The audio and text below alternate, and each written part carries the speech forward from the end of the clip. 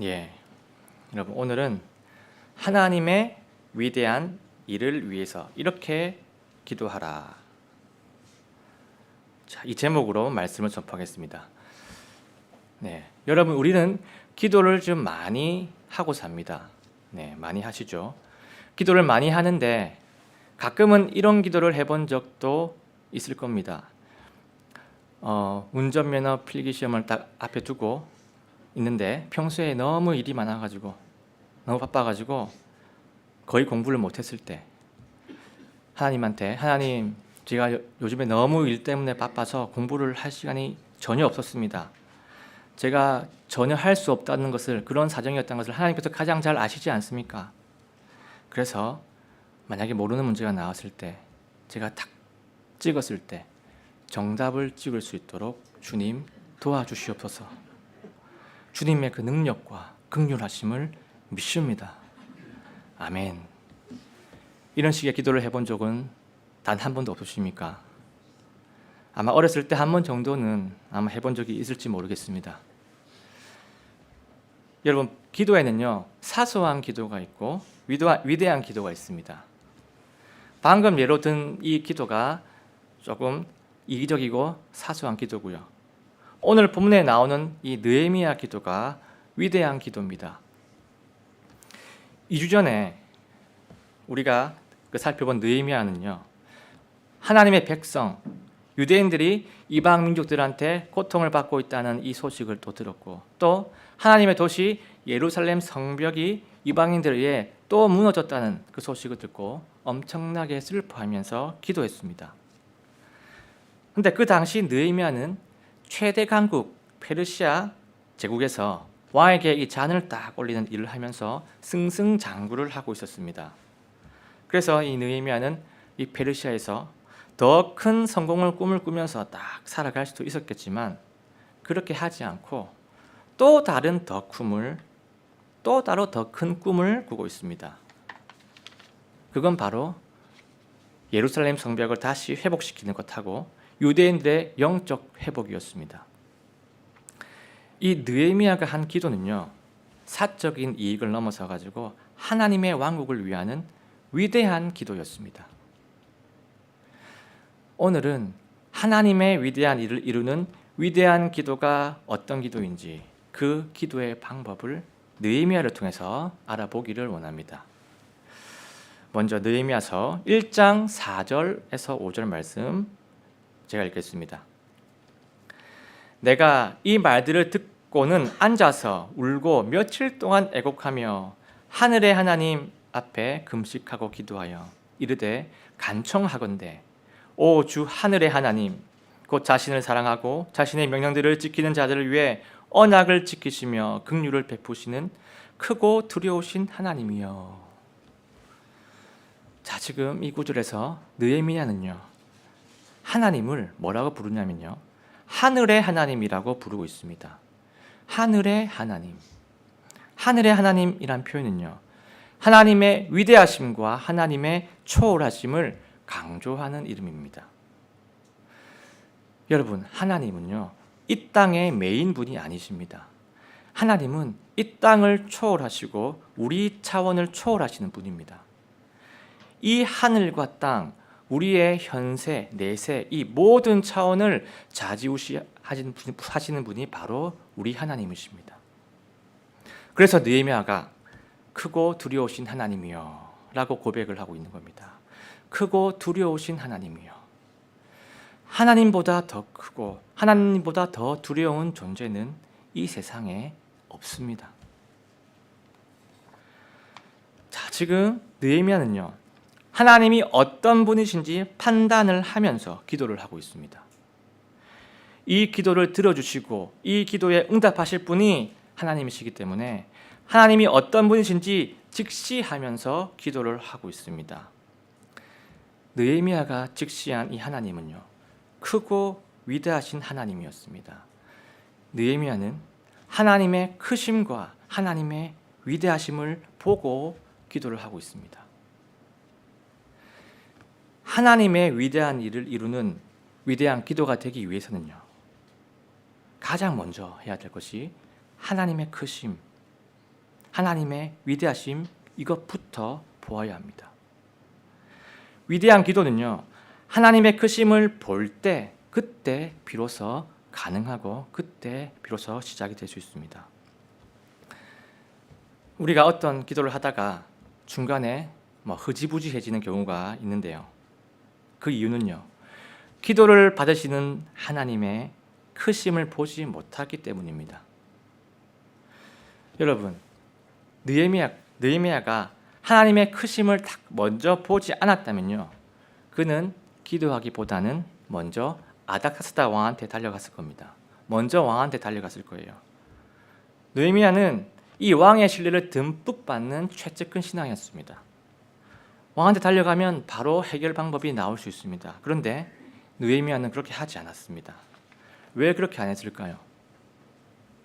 그것은요, 하나님의 크심을 먼저 보았기 때문입니다. 가능성이 있는 왕보다는 위대함이 있는 하나님을 먼저 보았기 때문입니다. 그래서 먼저 하나님 앞에 무릎을 꿇은 겁니다.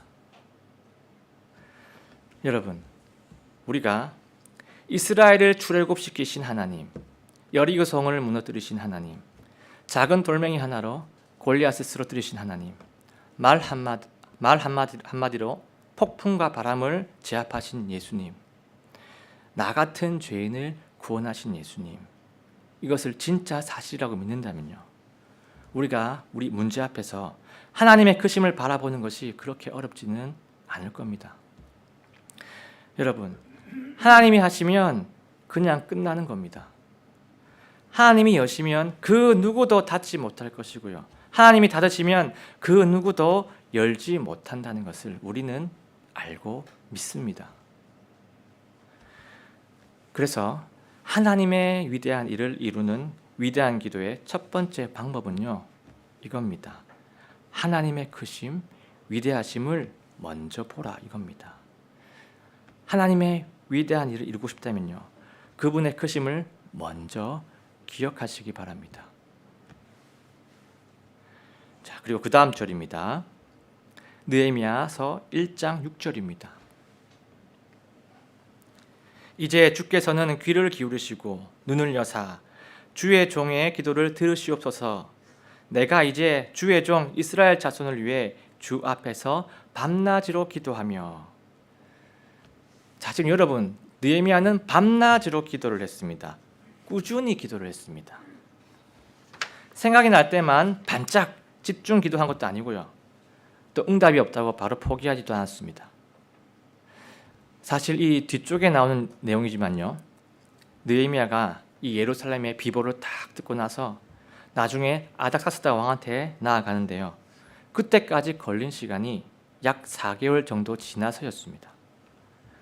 이 느헤미야는 이 예루살렘의 비보를 딱 듣고 나서 예루살렘을 딱 앞에 두고 4개월 동안 집중적으로 밤낮으로 기도를 했던 것입니다.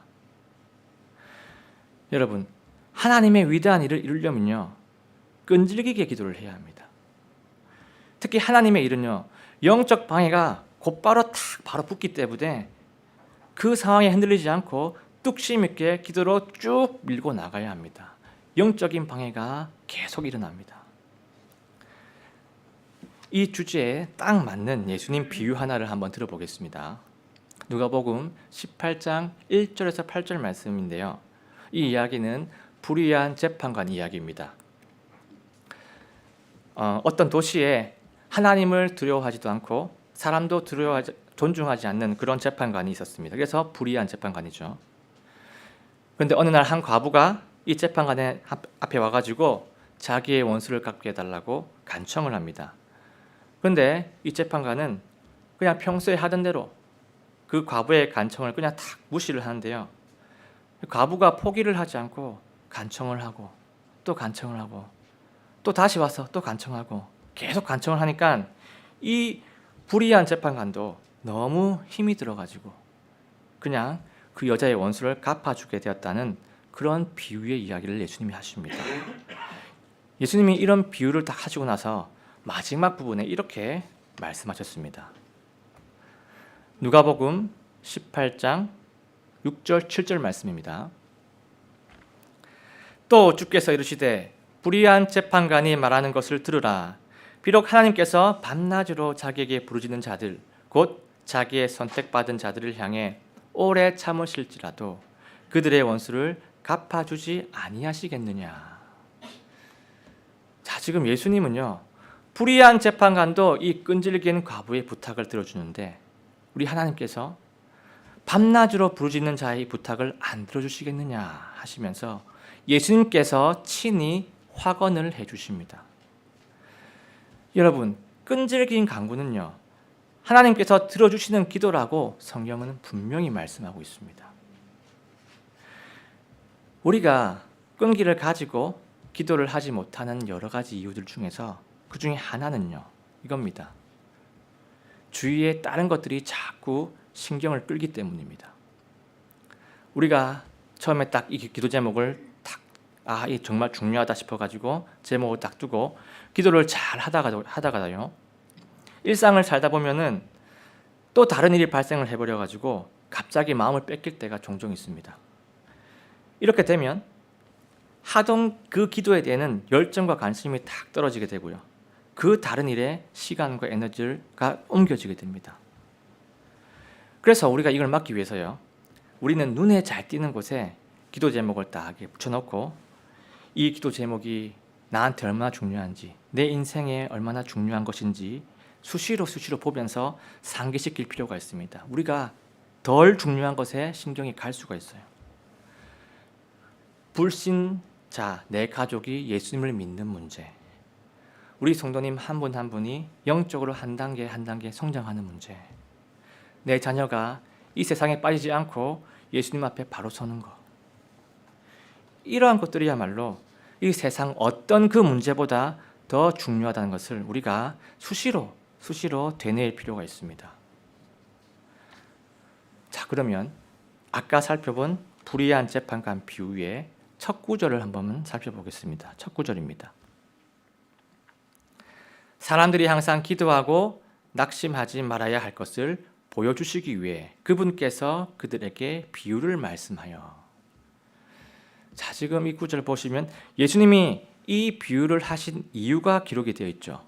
그 이유가 항상 기도하고 낙심하지 말아야 할 것을 보여주시기 위해, 이렇게 우리가 기도하다가 중간에 낙심하지 말라고 주신 그런 비유였습니다. 예수님은 우리가 기도를 할 때요, 중간에 포기하지 않기를 간절히 응원을 하고 계십니다. 우리가 이 부분을, 그 예수님의 마음을 우리가 잘 기억해가지고 기도할 때 낙심을 하거나 포기하지 않기를 바랍니다. 그래서 이 하나님의 위대한 일을 이루는 위대한 기도, 두 번째 방법은요, 이겁니다. 끈기 있게 기도하라. 끈기 있게 기도랍니다. 끈기 있는 기도, 우리가 이 부분을 잘 마음에 염두에 두기를 원합니다. 자, 이제 다음 구절입니다. 느헤미야서 1장 6절에서 7절 말씀입니다. 이스라엘 자손의 죄들을 자백하오니 우리가 주께 그 죄들을 지었나이다. 나와 내 아버지 집이 죄를 지었나이다. 우리가 주를 매우 악하게 대하였으며 주께서 주의 종 모세에게 명령하신 명령들과 법규들과 판단의 규범들을 지키지 아니하였나이다. 자, 지금 여러분, 느헤미야는 지금 하나님께 회개를 합니다. 그런데 이 회개가 조금 특별한 부분이 보이는데요, 그게 뭐냐면요, 지금 자기 자신의 죄를 회개하면서 이스라엘 자손의 죄도 같이 회개를 하고 있습니다. 사람들은 대개 자신의 죄도 하나님 앞에 덜 정죄받기 위해서 노력을 하는 것이 보통의 모습이죠. 그런데 느헤미야는 자기 공동체의 죄도 자기와 동일시 여기는 뭔가 한 차원 더 깊은 사랑의 모습을 보이고 있습니다. 여러분, 죄는요, 기도에 있어서 가장 큰 장애물입니다. 하나님께서 이렇게 말씀을 하셨습니다. 뭐라고 하셨냐면요, 이사야서 59장 1절입니다.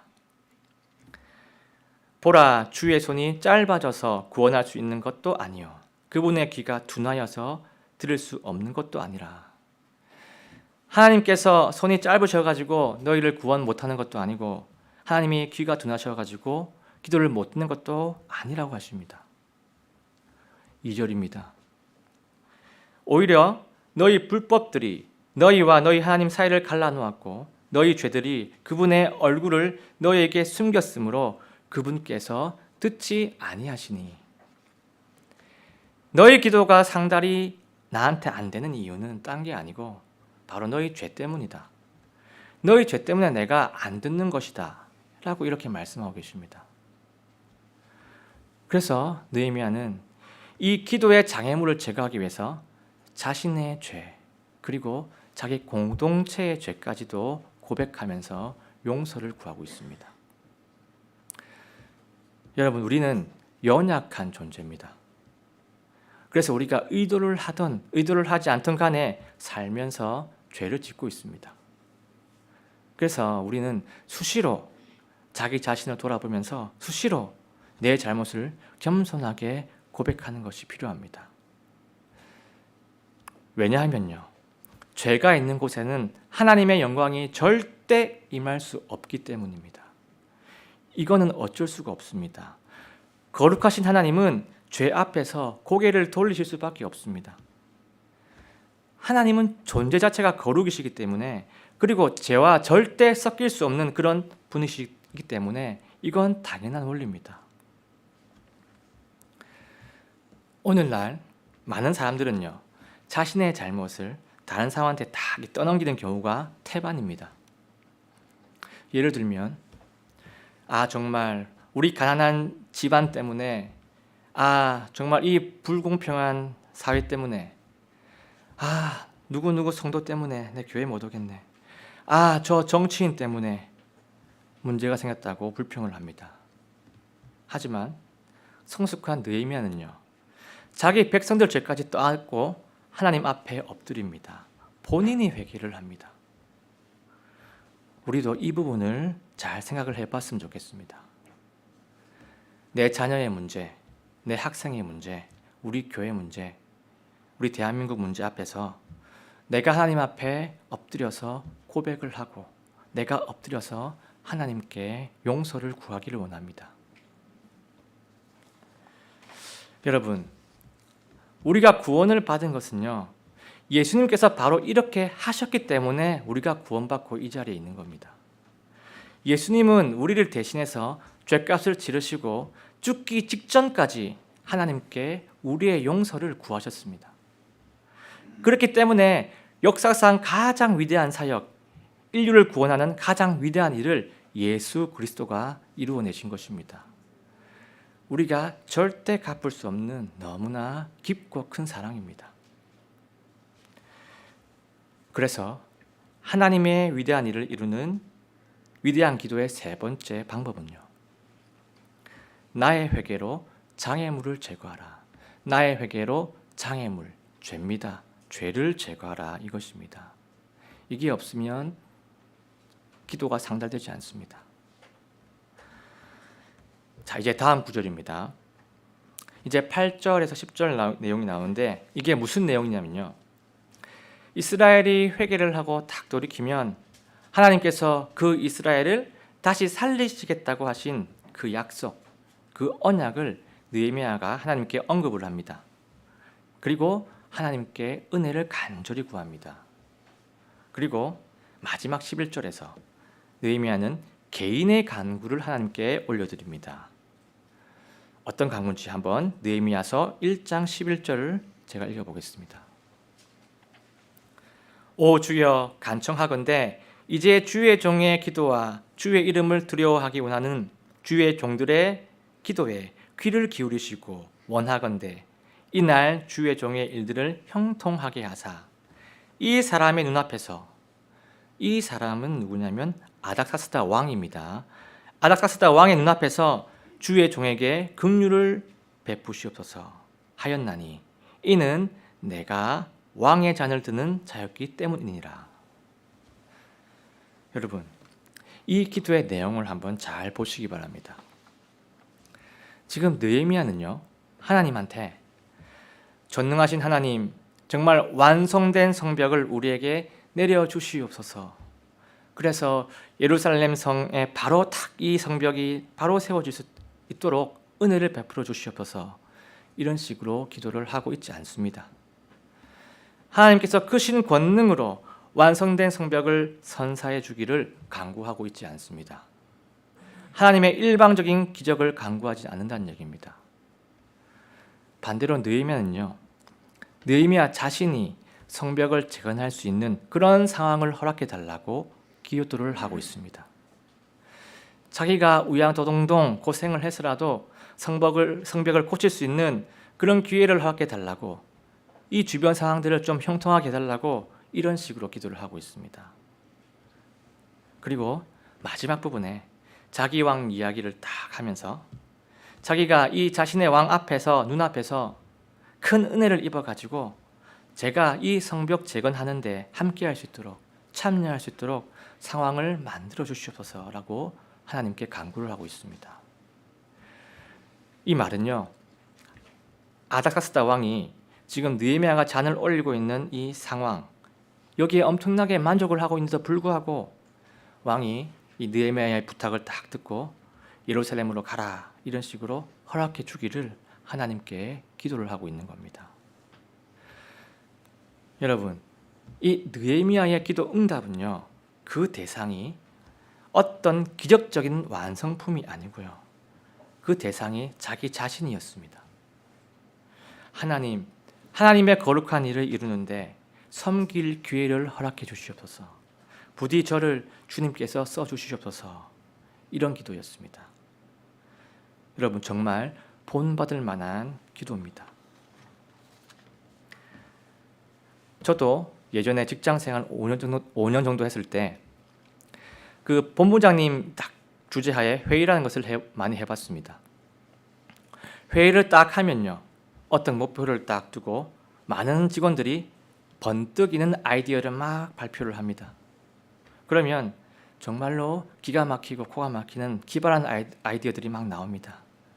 그래서 그 훌륭한 아이디어들 중에 딱 몇 개는 최종까지 올라가서 결정이 됩니다. 그때 본부장님이 말씀하십니다. 자, 그럼 이 프로젝트 맡을 사람. 그러면 아주 조용해집니다. 계속 조용합니다. 근데 누군가가 용기 있게 말을 합니다. 네, 저는 저기 정재화 대리가 이 일에 딱 적합하다고 생각합니다. 이럽니다. 그러면 저는 이럽니다. 저도 물론 이 일을 너무 하고 싶지만 우리 경남 지역본부의 발전을 위해서 어쩔 수 없이 더 능력 있고 탁월한 최유진 대리를 추천합니다. 이럽니다. 참고로 최유진 대리는 저의 유일한 부사수였습니다. 입사한 지 몇 년 안 되는, 그런 식으로 미루고 이런 식으로 프로젝트가 왔다가 갔다가 탁구를 치곤 했습니다. 이 느헤미야 기도 앞에서 참 부끄러운 모습이었습니다. 여러분, 우리는 막연한 기적을 바라보는 기도를 종종 하곤 합니다. 나와 상관없이 어떤 기적적인 하나님의 왕성품이 딱 주어져 가지고 그냥 문제가 해결되기를 바라는지도 모르겠습니다. 적합한 예를 한번 들어보면요, 어떤 교회에서 이 미래를 위해서 이 세대를 위해서 물신양면으로 기도하고 양육하고 가르치고 하는 그런 적극적인 투자는 하지 않으면서 전체 기도를 할 때는 하나님, 요새 하나님께 헌신하는 젊은 세대들이 거의 없고 젊은 부사역자들도 거의 없습니다. 하나님, 시대가 참으로 악합니다. 우리 젊은 세대들을 성장시키고 각성시켜 주시옵소서. 주님, 좋은 청년들, 좋은 부사역자들 우리 교회로 보내주시옵소서. 이런 기도를 쉽게 하곤 합니다. 여러분, 막연하고 이 기적적인 기도보다는요, 하나님의 뜻을 이루기 위해서 우리가 섬길 기회를 허락해 달라고 기도하는 것이 더 바람직하지 않겠습니까? 하나님, 내 자녀를 믿음이 좋은 사람으로 성장시켜 주시옵소서. 이런 기도도 좋지만요, 더 좋은 건요, 하나님, 내 자녀가 믿음이 좋은 사람으로 성장하는데 필요한 기회를 허락해 주시옵소서. 이 아이가 어떤 귀한 섬김을 통해 가지고 정말 하나님을 두려워하고 하나님을 사랑하는데 동기가 될 수 있는 좋은 기회를 주시옵소서. 이런 기도가 더 성숙한 기도가 아닐까요? 느헤미야의 기도가 바로 이런 기도였습니다. 하나님, 아닥사스다 왕의 마음을 움직여 주셔서 제가 예루살렘으로 갈 수 있게 도와주시옵소서. 제가 거기 유대인들과 함께 예루살렘 성벽을 회복시키는데 귀한 기회를 주님께서 허락해 주시옵소서라는 이런 기도였습니다. 여러분, 느헤미야 말고도 또 이런 마음을 가진 성경의 인물들이 또 있습니다. 베드로와 요한, 그리고 예루살렘 교회입니다. 초대교회 시절 때 베드로와 요한이 당국자들한테 딱 잡혀가지고 복음을 선포하다 잡힙니다. 잡혀가지고 앞으로는 예수의 이름도 말하지 말고 말씀도 가르치지 말라라고 협박을 받습니다. 그리고 나서 베드로와 요한은요 풀려나게 되는데요. 이때 예루살렘 교회는 이런 식으로 기도는 하지 않았습니다. 하나님, 저 악한 당국자 헤롯, 본디오 빌라도, 저 사람들 예수 그리스도의 복음을 방해합니다. 주님, 저 무지막지한 악인들의 입을 닫게 해주시고 아예 말을 못하게 만드시거나 아니면 저기 먼 아프리카로 귀양을 보내주시옵소서. 이런 막연한 기도를 한 것이 아니고요. 이런 기도를 합니다. 사도행전 4장 29절 30절 말씀입니다. 주여, 이제 그들의 위협을 보시고 또 주의 종들이 전적으로 담대히 주의 말씀을 말하게 하시며 주의 손을 내밀어 병을 낫게 하시고 표적들과 이적들이 주의 거룩한 아이 예수님의 이름으로 이루어지게 허락하옵소서 하더라. 지금 하나님, 당국자들의 핍박이 있지만요, 그래도 거기에 굴하지 않고 하나님 말씀을 선포할 수 있는 기회를 주시고 선포할 수 있는 용기를 주시옵소서. 그리고 예수님의 거룩한 이름으로 이루어지는 사역들에 우리가 쓰임받도록 주님 도와주시옵소서. 이런 기도였습니다. 성숙한 기도입니다. 여러분, 우리가 이들처럼 이런 섬김의 기도를 할 때 하나님의 위대한 계획들이 우리 안에서 우리를 통해서 이루어지게 될 것입니다. 그리고 이러한 섬김의 기회들 실제로 우리가 다 갖게 되면요, 우리 공동체는요 영적으로 성장을 하게 될 것이고요, 영적인 기쁨, 영적인 만족 모두를 누리게 되는 하나님의 놀라운 경험을 우리가 하게 될 것입니다. 하나님이 그렇게 이끌어 주실 것입니다. 그래서 하나님의 위대한 일을 이루는 위대한 기도 네 번째 방법은 이겁니다. 허망한 기적보다 섬길 기회를 위해 기도하라. 하나님, 우리가 섬길 기회를 하나님 뜻대로 하나님께서 허락해 주시옵소서. 이 기도의 내용을 우리가 잘 기억하시기 원합니다. 지금까지 느헤미야가 하나님께 드리는 기도의 방법들을 지금 잘 살펴보았습니다. 이 하나님의 위대한 일들의 출발점은요, 반드시 기도가 되어야 한다는 것은 지난 설교에서 우리가 충분히 알아봤습니다. 그래서 오늘은 그 기도의 방법이 어떻게 되어야 되는지, 첫 번째, 하나님의 크심, 하나님의 위대하심, 그것부터 봐라. 문제부터 보지 말고 해결 방안부터 보지 말고 하나님의 크심, 위대하심부터 보라. 두 번째, 끈기 있게 기도하라. 세 번째, 나의 회개로 장애물을 제거하라. 죄 문제를 제거하라. 네 번째, 허망한 기적보다는 섬길 기회를 위해 기도하라. 이 네 가지였습니다. 여러분, 이 네 가지 방법을 아는 것 참 중요합니다. 그런데 더 중요한 것은요, 이 네 가지를 하는 겁니다. 우리가 실제로 이런 기도를 행하는 겁니다. 지식만 가지고는요, 어떠한 하나님의 일도 일어나지 않습니다. 알고만 있으면 그냥 끝나는 겁니다. 우리가 아무리 교리를 많이 알고 있어도 거기서 끝나는 겁니다. 아무런 일도 일어나지 않습니다. 사랑하는 성도 여러분, 우리가 오늘 이 방법으로 매주 금요 기도회마다 우리가 기도하기를 원합니다. 매주 내가 구별해 놓은 그 시간마다 실제로 내가 기도를 하기 원합니다.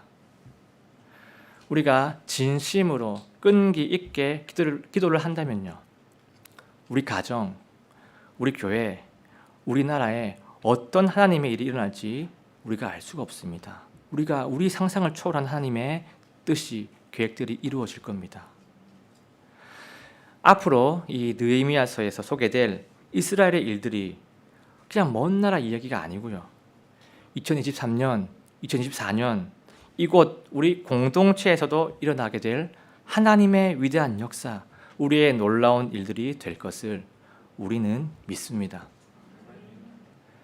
하나님의 영감으로 기록된 느헤미야 말씀, 이 말씀을 우리가 진짜로 믿어서 우리가 그대로 기도하기를, 그리고 그대로 순종하기를 예수님의 이름으로 간절하게 소원합니다.